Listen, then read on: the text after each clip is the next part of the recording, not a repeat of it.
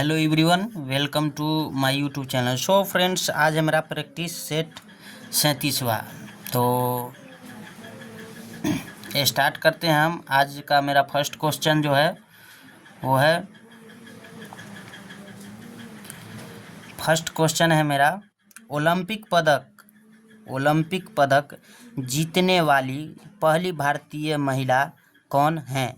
Olympic पदक जीतने वाली पहली भारतीय महिला कौन है? तो इसका आंसर हो जाएगा एक का B, Karnam Malleswari. Next question है, अंकिता रैना का संबंध किस खेल से है? अंकिता रैना का संबंध किस खेल से है? तो इसका आंसर हो जाएगा दो का ए, टेनिस। नेक्स्ट क्वेश्चन है, निम्नलिखित में से कौन सा राज्य भारत में इलायची और काली मिर्च का सबसे बड़ा उत्पादक है? निम्नलिखित में से कौन सा राज्य भारत में इलायची और काली मिर्च का सबसे बड़ा उत्पादक है? तो इसका आंसर हो जाएगा तीन का सी, केरल। नेक्स्ट क्वेश्चन है, पेरिस पैरा ओलंपिक 2024 में तीरंदाजी में भारत के लिए पहला गोल्ड स्वर्ण पदक किस खिलाड़ी ने जीता? तो इसका आंसर हो जाएगा चार का ए, हरविंदर सिंह। पेरिस पैरालंपिक 2024 में तीरंदाजी में भारत के लिए पहला गोल्ड स्वर्ण पदक किस खिलाड़ी ने जीता? तो इसका आंसर हो जाएगा ए, हरविंदर सिंह। नेक्स्ट क्वेश्चन है, हाल ही में सिंगापुर के चौथे प्रधानमंत्री कौन बने हैं? तो इसका आंसर हो जाएगा पाँच का सी, लॉरेंस वोंग। हाल ही में सिंगापुर के चौथे प्रधानमंत्री कौन बने हैं? तो इसका आंसर हो जाएगा option number C, Lawrence Wong. Next question है, भारत का राष्ट्रीय गीत वंदे मातरम सर्वप्रथम कब और कहाँ गाया गया था? तो इसका आंसर हो जाएगा छः का सी, कलकत्ता 1896। भारत का राष्ट्रीय गीत वंदे मातरम सर्वप्रथम कब और कहाँ गाया गया था? तो इसका आंसर हो जाएगा सी, कलकत्ता 1896। इसका आंसर हो जाएगा कलकत्ता 1896। राष्ट्रगान जन गण मन पहली बार 27 दिसंबर 1911 में कोलकाता गाया गया था। राष्ट्रगान जन गण मन पहली बार 27 दिसंबर को 1911 में कलकत्ता में गाया गया था। नेक्स्ट क्वेश्चन है, भारतीय राष्ट्रीय ध्वज का केसरिया रंग किसका प्रतीक है? तो इसका आंसर हो जाएगा केसरिया रंग किसका प्रतीक है? भारतीय राष्ट्रीय ध्वज का केसरिया रंग किसका प्रतीक है? तो इसका आंसर हो जाएगा ऑप्शन नंबर ए, शक्ति और साहस का। नेक्स्ट क्वेश्चन है, निम्न में से किस हड़प्पा युग के स्थल पर जुताई वाले क्षेत्र के प्रमाण मिले हैं? तो इसका आंसर हो जाएगा आठ का बी, कालीबंगा। निम्न में से किस हड़प्पा युग के स्थल पर जुताई वाले क्षेत्र के प्रमाण मिले हैं? तो इसका आंसर हो जाएगा बी, कालीबंगा। नेक्स्ट क्वेश्चन है, सर्वोच्च सैनिक वीरता पुरस्कार कौन सा है? सर्वोच्च सैनिक वीरता पुरस्कार कौन सा है?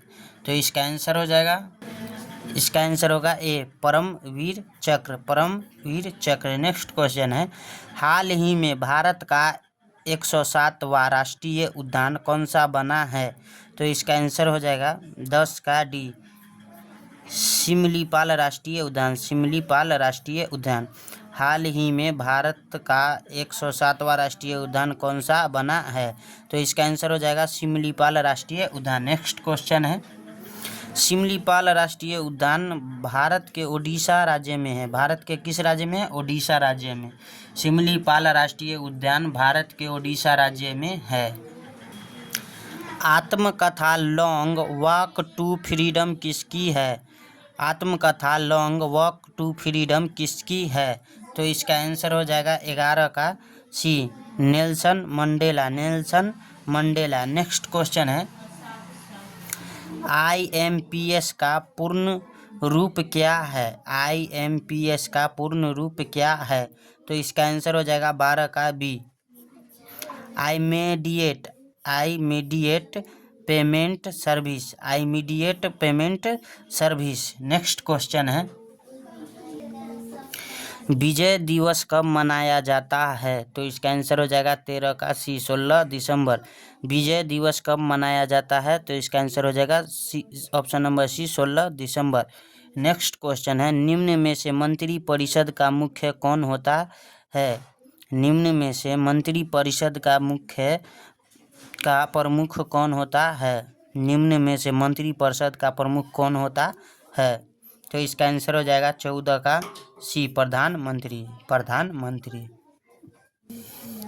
निम्नलिखित में से किस आयु वर्ग को भारत में कार्यशील जनसंख्या आयु माना जाता है? तो इसका आंसर हो जाएगा 15 का डी, 15 वर्ष से 59 वर्ष तक, 15 वर्ष से 59 वर्ष तक। निम्नलिखित में से किस आयु वर्ग को भारत में कार्यशील जनसंख्या आयु माना जाता है? तो इसका आंसर हो जाएगा 15 से 59 वर्ष। 7 वर्ष या उससे अधिक आयु के व्यक्ति को साक्षर माना जाता है। 7 वर्ष या उससे अधिक आयु के व्यक्ति को क्या माना जाता है? साक्षर माना जाता है। नेक्स्ट क्वेश्चन है, DNA में नहीं होता है, DNA में नहीं होता है। तो इसका आंसर हो जाएगा 16 का डी, यूरेसिल। DNA में नहीं होता है, तो इसका आंसर हो जाएगा डी, यूरेसिल।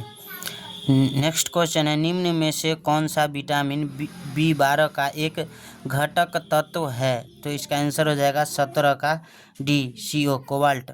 निम्न में से कौन सा विटामिन B12 का एक घटक तत्व है? तो इसका आंसर हो जाएगा D, CO, cobalt. Next question है, व्हेल के हृदय में कितने चैम्बर होते हैं? व्हेल के हृदय में कितने चैम्बर होते हैं? तो इसका आंसर हो जाएगा 18 का सी, 4। व्हेल के हृदय में कितने चैम्बर होते हैं? 4। नेक्स्ट क्वेश्चन है, गाय और भैंस के थनों से दूध उतारने के लिए किस हार्मोन की सुई लगाई जाती है? तो इसका आंसर हो जाएगा 19 का बी, ऑक्सीटोसिन। गाय और भैंस के थनों से दूध उतारने के लिए किस हार्मोन की सुई लगाई जाती है? तो इसका आंसर हो जाएगा ऑक्सीटोसिन। नेक्स्ट क्वेश्चन है, कोलेस्ट्रॉल है एक, तो इसका आंसर हो जाएगा 20 का सी, एस्टीराइड।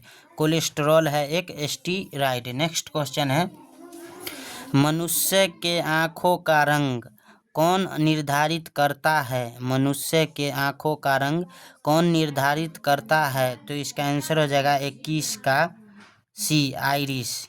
मनुष्य के आँखों का रंग कौन निर्धारित करता है? तो इसका आंसर हो जाएगा सी, आइरिस। नेक्स्ट क्वेश्चन है, लुई पास्चर ने किसका आविष्कार किया था? तो इसका आंसर हो जाएगा 22 का डी, रेबीज रोधी टीका। लुई पास्चर ने किसका आविष्कार किया था? तो इसका आंसर हो जाएगा रेबीज रोधी टीका। तेल का एक बैरल निम्न में से लगभग कितना होता है? तेल का एक बैरल निम्न में से लगभग कितना होता है? तो इसका आंसर हो जाएगा 23 का बी, 159 लीटर। नेक्स्ट क्वेश्चन है, शुष्क सेल का एनोड किस से बना होता है? शुष्क सेल का एनोड किस से बना होता है? तो इसका आंसर हो जाएगा 24 का सी, जस्ता। शुष्क सेल का एनोड किस से बना होता है? तो इसका आंसर हो जाएगा सी, जस्ता। नेक्स्ट क्वेश्चन है, पानी का पृष्ठ तनाव अपमार्जक मिलाने पर डैश रहता है। तो इसका आंसर हो जाएगा 25 का बी, घट जाता है। पानी का पृष्ठ तनाव अपमार्जक मिलाने पर घट जाता है। क्या होता है? घट जाता है। नेक्स्ट क्वेश्चन है, मानव का वैज्ञानिक नाम है। तो इसका आंसर हो जाएगा 26 का ए, होमो सेपियस। मानव का वैज्ञानिक नाम है होमोसेपियस। नेक्स्ट क्वेश्चन है, फ्यूज तार का निर्माण कौन सी धातुओं से होता है? फ्यूज तार का निर्माण कौन सी धातुओं से होता है? तो इसका आंसर हो जाएगा 27 का सी, Pb+Sn। लेड और टीन, लेड और टीन, फ्यूज तार का निर्माण कौन सी धातुओं से होता है? लेड और टीन। नेक्स्ट क्वेश्चन है,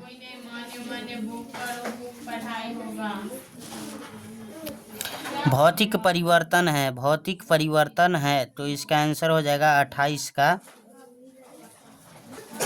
तो इसका आंसर हो जाएगा सी, मोम का पिघलना क्या है? भौतिक परिवर्तन है। नेक्स्ट क्वेश्चन है, भोजन को अत्यधिक गर्म करने पर नष्ट हो जाता है, तो इसका आंसर हो जाएगा 29 का डी, विटामिन।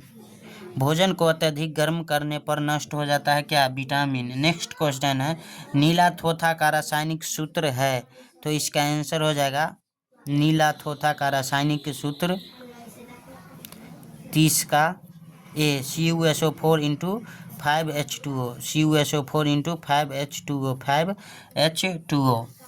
नीला थोथा का रासायनिक सूत्र क्या है? CuSO4 into 5H2O। Next question है, मैथ का फर्स्ट नंबर क्वेश्चन है आपका प्रैक्टिस सेट का। एक त्रिभुज की परिधि 600 मीटर है, यदि भुजाओं का अनुपात 12:13:15 है तो सबसे लंबी भुजा ज्ञात करो। तो इसका आंसर होगा आपका ऑप्शन नंबर डी, 225। क्या होगा? सबसे लंबी भुजा क्या होगा? 225। सो फ्रेंड्स, तो इसका हम सॉल्यूशन आपको दिखाते हैं। त्रिभुज की भुजाएं माना कि 12 दिया हुआ था पहला, तो 12x हो जाएगा, दूसरा 13x और नेक्स्ट क्या हो जाएगा आपका 15x दिया हुआ था, 15 दिया हुआ था, x माने हैं, तो त्रिभुज की परिधि बराबर क्या हो जाएगा? तीनों को जोड़ देंगे, यानी 12x plus 15, 13x plus 15x, यानी टोटल क्या होगा? 40x। तो परिधि बराबर क्या हो जाएगा आपका? 600 मीटर दिया हुआ था, तो परिधि क्या आया? 40x बराबर परिधि दिया हुआ था कितना? 600। तो इसको कट करेंगे तो एक 0 से 1 0 और 4 से काटेंगे तो 15 चौका 60, यानी x बराबर क्या हो जाएगा आपका? 15। सबसे लंबी भुजा पूछ रहा है, तो 12 छोट हुआ, 13 छोट हुआ, किस से? 15 से। 15 से क्या कौन छोट हुआ?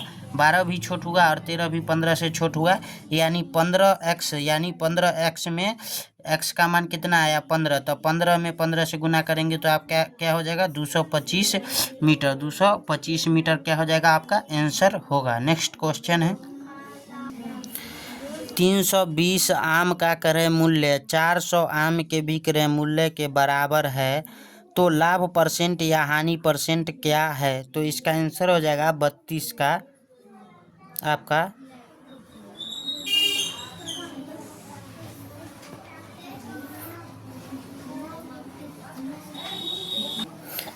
ऑप्शन नंबर बी, 20% का क्या होगा? हानि होगा। तो इसका सॉल्यूशन देखिए आप लोग, माना कि एक आम का क्रय मूल्य क्या है? 1 रुपया है। 320 आम का क्रय मूल्य क्या होगा? 320 रुपया। तो 320 आम का क्रय मूल्य कितना है? 400 आम के विक्रय मूल्य के क्या है? बराबर है। तो 400 आम का विक्रय मूल्य बराबर क्या हो जाएगा? 320, यानी एक आम का विक्रय मूल्य बराबर 320 बटे क्या हो जाएगा? 400। तो इसको एगो 0 से एगो 0 काटेंगे, और 32 है और नीचे 40 है, तो 8 × 40 हो जाएगा, 8 चौक 32, यानी 4/5। 4/5 को क्या करेंगे? पॉइंट में निकालेंगे तो 0.8 हो जाएगा। नेक्स्ट है, क्रय मूल्य 1 रुपये, विक्रय मूल्य 0.8 से क्या है? अधिक है, अतः हानि हुई। क्या हुई? हानि हुई। क्रय मूल्य कितना था? 1 रुपया, और विक्रय मूल्य यानी बेचे हम कितने रुपया में? 0.8 रुपया में, यानी कितना? 1 से क्या है? क्रय मूल्य से विक्रय मूल्य क्या हो गया? कम हो गया, यानी क्या हुई? हानि हुई। तो हानि प्रतिशत बराबर क्या हो जाएगा आपका? 0.2 बटे में 10 × 100, 0.2 बटे 10 × 100, एगो 0 से एगो 0 आपका कट जाएगा, ये 0.2 था, 0.2 है। अब 0.2 गुने 10, इसको मान लीजिए 0.8 है। अब इसको में कितना जोड़ेंगे जो 1 हो जाएगा, तो 0.8 में आपको क्या करना है, 0.8 में 0.2 जोड़ेंगे तो 8 2 10 के 0 1 हो जाएगा आपका। तो ये दशमलव के बाद 0 यानी 1 हो गया। तो 0.8 रुपया में तो बेच ही दिए थे, यानी 0.2 हमको क्या हुआ, घटा हुआ। तो 0.2 इंटू 100, तो ये दशमलव उड़ाएंगे तो बट्टा में 10 आएगा। 1 पर एगो जीरो, तो एगो जीरो से एगो जीरो कट जाएगा। अब 2 गुने 10 बचा, यानी क्या हो जाएगा आपका हानि परसेंट। ए एक काम को 20 दिन में पूरा करता है, बी उसी काम को 30 दिन में पूरा करता है, दोनों मिलकर उस काम को कितने दिन में पूरा करेंगे। तो इसका आंसर हो जाएगा 33 का ऑप्शन नंबर बी, 12 दिन। सो फ्रेंड्स, तो इसका सॉल्यूशन देखिए आप लोग क्या करेंगे। इसका हम एलसीएम निकालेंगे। पहले 60 आपका 3/60 प्लस में 2/60 आप लोग निकाल लीजिएगा। एलसीएम क्या बोला गया क्वेश्चन, एक काम को कितने दिन में करता है, एक काम को कितने दिन में, 20 दिन में, और बी उसी काम को कितने दिन में, 30 दिन में कर रहा है। दोनों का लघुत्तम क्या हो जाएगा, 60। तो 20 तिहाई 60 और 30 दूना 60, तो क्या हो जाएगा आपका, देखिए इसी टर्म को कहाँ लिखा गया, यहाँ 3/60 प्लस 2/60। अब नेक्स्ट टर्म है, इसका लघुत्तम निकालेंगे तो क्या हो जाएगा आपका, 5/60 बराबर क्या हो जाएगा, 12/5 60, यानी 1/12। ए और बी मिलकर एक दिन में काम का 1/12 भाग क्या करेंगे, पूरा करेंगे। 1/12 भाग पूरा करेंगे। दोनों मिलकर उस काम को कितना दिन में कर देंगे, 12 दिन में पूरा करेंगे। 12/1 यानी 12 दिन में पूरा करेंगे। दोनों मिलकर बोला गया है, तो दोनों मिलकर उस काम को कितने दिन में करेंगे, 12/1 यानी 12 दिन में पूरा करेंगे। सो फ्रेंड्स, तो मेरा नेक्स्ट क्वेश्चन है, एक पासा को उछालने पर प्राकृत संख्या आने की प्रायिकता क्या होगी। तो इसका आंसर हो जाएगा 34 का option number B 1, option number B 1। So friends, तो इसका सॉल्यूशन देखिए। एक पासा को क्या बोला गया, उछालने पर संभावित परिणाम क्या होगा, 1 होगा, 2 होगा, 3 होगा, 4 हो गया, 5 हो गया और 6 हो गया। पासा में कितना तक डिजिट रहता है, 6 तक। तो कुल परिणामों की संख्या क्या हो जाएगा, 6। तो प्रायिकता बराबर सूत्र होता है, प्रायिकता का सूत्र है, प्रायिकता बराबर अनुकूल परिणामों की संख्या बटे में कुल परिणामों की संख्या। तो प्राकृतिक संख्या आने की प्रायिकता बराबर क्या हो जाएगा, प्राकृतिक संख्या आने की प्रायिकता बराबर क्या हो जाएगा, 6/6, यानी 6 से 6 काट देंगे तो क्या हो जाएगा, 1। क्या हो जाएगा, 1 हो जाएगा आपका आंसर। नेक्स्ट क्वेश्चन है, मैंगो शब्द में स्वरों का परसेंट क्या है। तो इसका आंसर हो जाएगा 35 का ऑप्शन नंबर ए, 40%। मैंगो शब्द में स्वरों का परसेंट क्या है। तो इसका आंसर हो जाएगा option number A, 40%। So friends, तो इसका सॉल्यूशन देखिए। कुल अक्षर कितना दिया हुआ है, MANGO, यानी 5 अक्षर है। क्या है, 5 अक्षर है। इसमें शब्दों में स्वर क्या है, ए और ओ क्या है, स्वर है, यानी 2। तो स्वर का प्रतिशत क्या हो जाएगा, 2/5 गुने 100। तो 5 से काट देंगे तो क्या हो जाएगा, 20 क्या हो जाएगा, 20, यानी स्वरों का प्रतिशत क्या हो जाएगा, 20 दूना 40%, 20 दूना 40%। नेक्स्ट क्वेश्चन है, एक बहुभुज में विकर्णों की संख्या 20 है तो बहुभुज में भुजाओं की संख्या है। तो इसका आंसर हो जाएगा 36 का सी, 8। सो फ्रेंड्स, तो इसका सॉल्यूशन हम दिखाते हैं। बहुभुज के विकर्णों बराबर फार्मूला होता है n इंटू n-2, क्या होता है, फार्मूला होता है बहुभुज के विकर्ण बराबर। और बहुभुज के विकर्ण बराबर क्या दिया हुआ है, 20 दिया हुआ है। तो n इंटू n-3, और इसको काटेंगे, इसको उधर गुना कर देंगे तो क्या हो जाएगा, 20 दूना 40 हो जाएगा। तो अब इसको गुना करेंगे तो n स्क्वायर हो जाएगा माइनस 3n हो जाएगा और बराबर में क्या हो जाएगा 40 होगा। तो n square minus 3n minus 40 बराबर 0। तो n square minus 8n plus 5n minus 40 क्या होगा 40। अब यहाँ से गुणनखंड निकालेंगे हम, n कॉमन ले लेंगे तो n माइनस 8 प्लस 5 कॉमन लेंगे तो n माइनस 8 हो जाएगा। तो n minus 8 into N plus 5 क्या होगा 2 गुणनखंड होगा इसका। अब गुणनखंड में n माइनस 8 बराबर क्या करेंगे 0 करेंगे तो n बराबर क्या होगा 8 होगा और n प्लस 5 बराबर 0 करेंगे यानी n बराबर क्या होगा -5 होगा। तो इसमें क्या करना है आपको n बराबर n माइनस 8 बराबर क्या होगा 0 होगा, n बराबर क्या हो जाएगा 8 होगा, यानी पॉजिटिव मान लेना है। पॉजिटिव मान क्या है लेना है आपको। भुजाओं की संख्या ऋणात्मक नहीं हो सकती है, इसीलिए n बराबर क्या होना चाहिए 8 होना चाहिए। यही आपका क्या होगा भुजाओं का मान ऋणात्मक कभी नहीं हो सकता है, यानी n बराबर क्या हो जाएगा आपका 8 होगा, यानी आपका आंसर क्या है 8 है।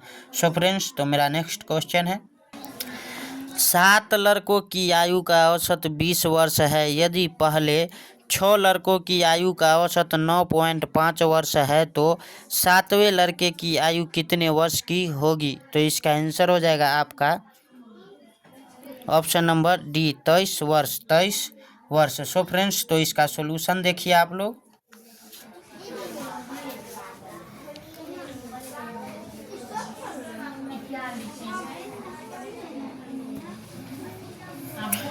सात लड़कों का औसत आयु क्या दिया हुआ है 20 वर्ष। पहले 6 लड़कों की आयु क्या है 19,12 वर्ष। तो 7वें लड़के की आयु क्या हो जाएगी 23 वर्ष। फ्रेंड्स, ये क्वेश्चन मेरे को भी समझ में नहीं आया है। अगर किसी भाई को समझ में आया है तो आप लोग डिटेल में हमको बता सकते हैं। सॉरी ब्रो, आप देख सकते हैं पहले 6 लड़कों की आयु क्या है 19 है और प्लस 19 प्लस 12 कीजिए आप 9 2 11 और क्या है 1 1 2 यानी क्या हो जाएगा आपका 22 हो जाएगा। 22 वर्ष हो जाएगा। क्या हो जाएगा आपका 22 वर्ष हो जाएगा।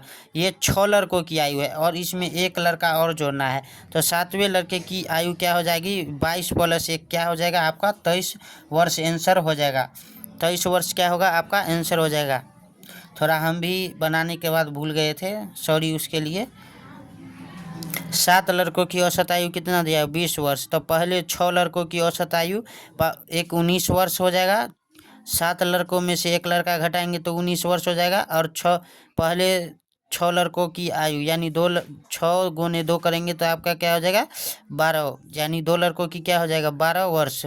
उसके बाद 7वें लड़के की आयु पूछ रहा है तो 19 प्लस 12 करेंगे यानी 22 और 22 क्या हो जाएगा 6 लड़कों का हो जाएगा। तो आपको 7 लड़का का निकालना है तो 22 में एक जोड़ेंगे तो क्या हो जाएगा 23 वर्ष। नेक्स्ट क्वेश्चन है आपका 1500 प्लस 800 ब्रैकेट का चिन्ह का 40% है तो इसका आंसर होगा आपका 38 का option number C 920 920। So friends, तो आप देख सकते हैं आपके पास हम सॉल्यूशन लेकर आए हैं।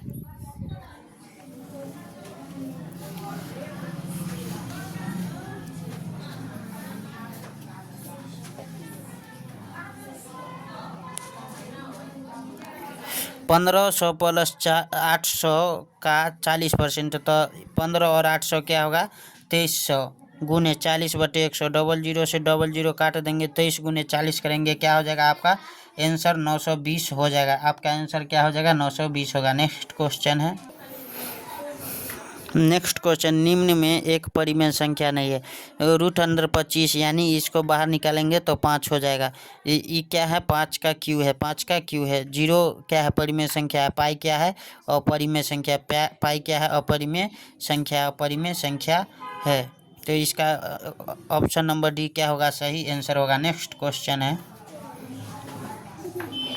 एक नाव धारा की दिशा में 68 किलोमीटर की दूरी 4 घंटा में तय करता है तथा उतनी ही दूरी विपरीत दिशा में 17 हर्ष में तय करता है तो बताओ नाव की शांत जल में चाल क्या होगी। तो इसका आंसर हो जाएगा 40 का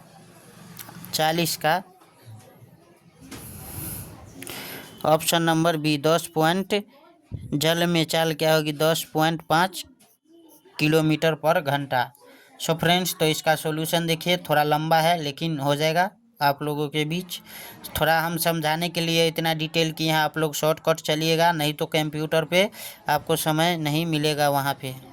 चाल बराबर फार्मूला क्या होता है, दूरी बटे समय। तो धारा की दिशा में चाल यानी 68 किलोमीटर बटे 4 हर्ट्ज, यानी इसको काटेंगे तो 17 किलोमीटर पर घंटा, 17 किलोमीटर पर घंटा।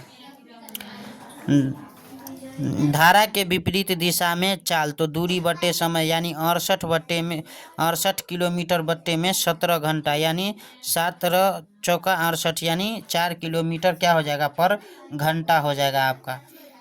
तो शांत जल में नाव की चाल बराबर क्या हो जाएगी, धारा की दिशा में चाल प्लस धारा के विपरीत दिशा में चाल बट्टा में क्या हो जाएगा आपका 2 हो जाएगा।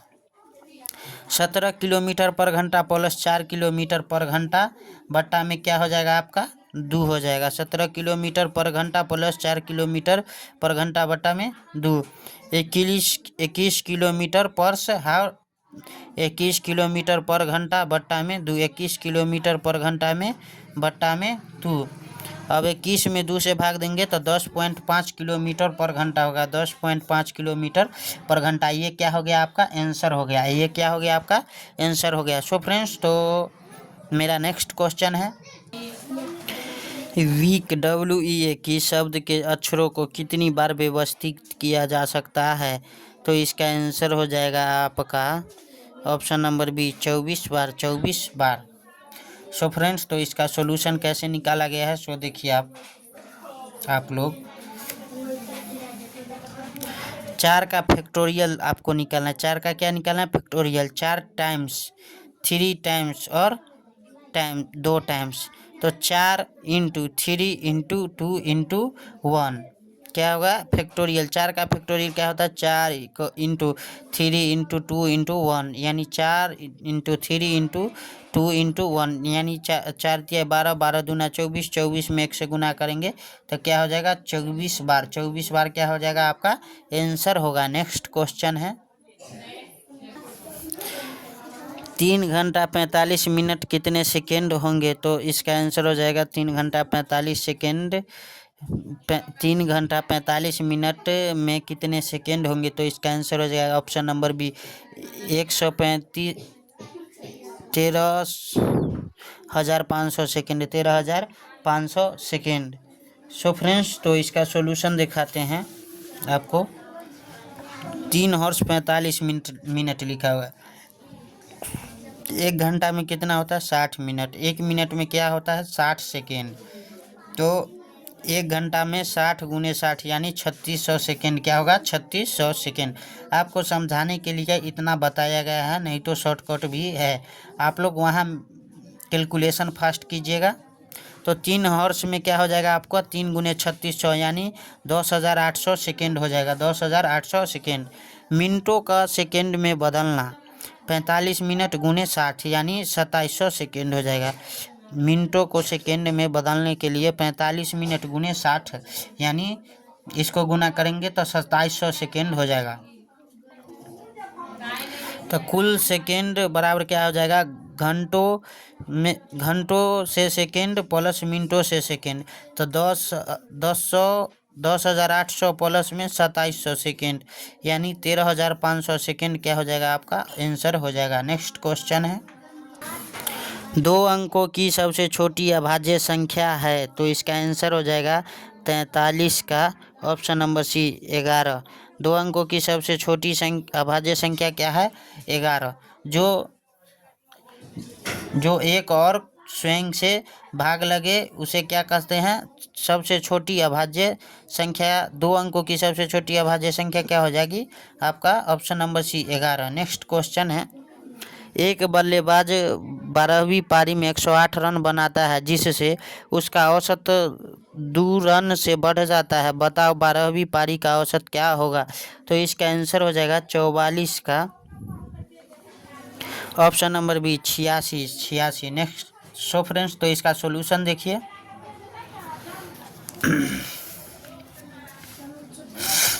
11वीं पारी तक कुल रन क्या है 11 x मान लिए। 12वीं पारी में बनाए गए रन 108। 12वीं पारी बाद कुल रन क्या हो जाएगा 11 प्लस 108। तो 12वीं पारी के बाद औसत क्या हो जाएगा x प्लस 2 कर लेंगे। तो 12वीं पारी के बाद कुल रन को नए औसत पारियों की संख्या बराबर 12 इंटू एक्स प्लस 2 करेंगे। उसके बाद 11 x प्लस 102 बराबर 12 x प्लस 24 हो जाएगा आपका। तो उसके बाद हो जाएगा 108 माइनस 24 बराबर 12x माइनस 11x, यानी x बराबर क्या हो जाएगा 84 हो जाएगा। x बराबर क्या हो जाएगा 84 हो जाएगा। तो 11वीं पारी में 84 था, 11वीं पारी में क्या था 84 था आपका। तो 12वीं पारी के बाद औसत क्या हो जाएगा, यानी 12वीं पारी में x प्लस 2 यानी 84 प्लस 2, यानी आपका आंसर क्या हो जाएगा 86 हो जाएगा।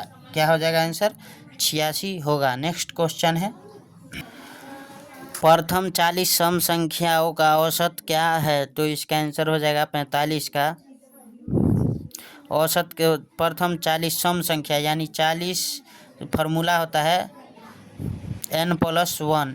फार्मूला क्या होता है प्रथम n सम संख्याओं का औसत बराबर फार्मूला आता है n+1, यानी 40 प्लस 1, यानी क्या हो जाएगा आपका 41 क्या हो जाएगा आंसर हो जाएगा। यानी ऑप्शन नंबर बी क्या हो जाएगा आंसर हो जाएगा। नेक्स्ट क्वेश्चन है, निम्न में से विषम का चयन करो। तो इसका आंसर है नाव, पहिया, ट्रेन और बस। तो इसका आंसर हो जाएगा 46 का ए, ऑप्शन नंबर ए विषम है। पहिया, बस और ट्रेन ये सब गाड़ी से रिलेटेड है और नाव जो है वो सबसे अलग है। सॉरी, नाव, बस और ट्रेन क्या है, ये सभी क्या है यात्रा करने वाली गाड़ियाँ से संबंध है, नाव भी, बस भी और ट्रेन भी। लेकिन पहिया क्या है आपका, पहिया क्या है यात्री करने वाला सवारी गाड़ी नहीं है। इसीलिए आपका क्या हो जाएगा ऑप्शन नंबर ए क्या हो जाएगा ये जो बताए, यानी ऑप्शन नंबर बी इसका क्या हो जाएगा सही उत्तर होगा। विषम क्या है option number B. Next question है, ए के बाद क्या है बी है, यानी +1 जोड़ा गया है। बी के बाद डी है +2 जोड़ा गया है। उसके बाद क्या है 3 जोड़ा गया। डी में क्या जोड़ाएगा 3 जोड़ाएगा। डी के बाद डी, ई, एफ, जी, जी यहाँ पे क्या हो जाएगा जी, ऑप्शन नंबर बी में है जी। जी में जी जोड़ेंगे।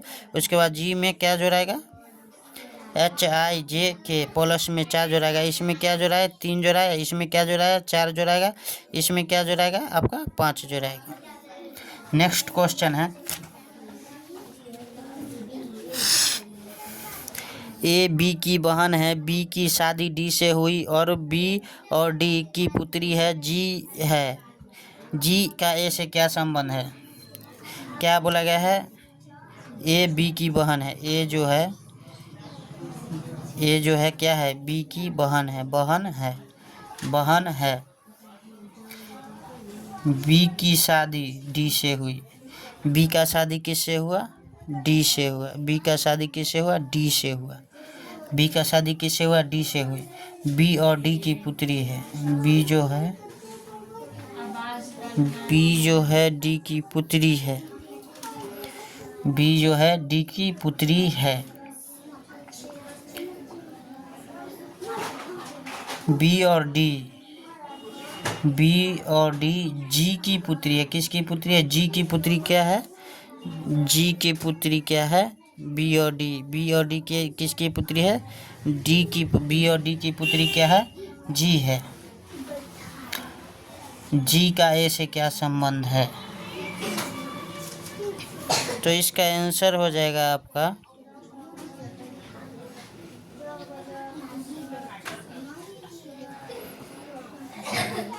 48 का आंसर हो जाएगा।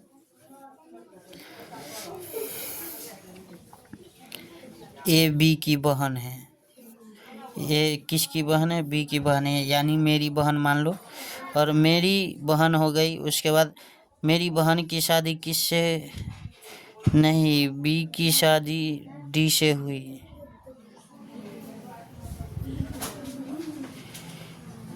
बी, ए बी की बहन है। हमको क्वेश्चन पे डाउट लग रहा है, ऐसे बताया जा रहा है आपका ऑप्शन नंबर सी है, लेकिन इस पे डाउट है हमको। आप लोग ज़रूर बताइएगा, इस क्वेश्चन को सॉल्यूशन मिलेगा तो। नेक्स्ट क्वेश्चन है, निम्न में से भिन्न का चयन करो।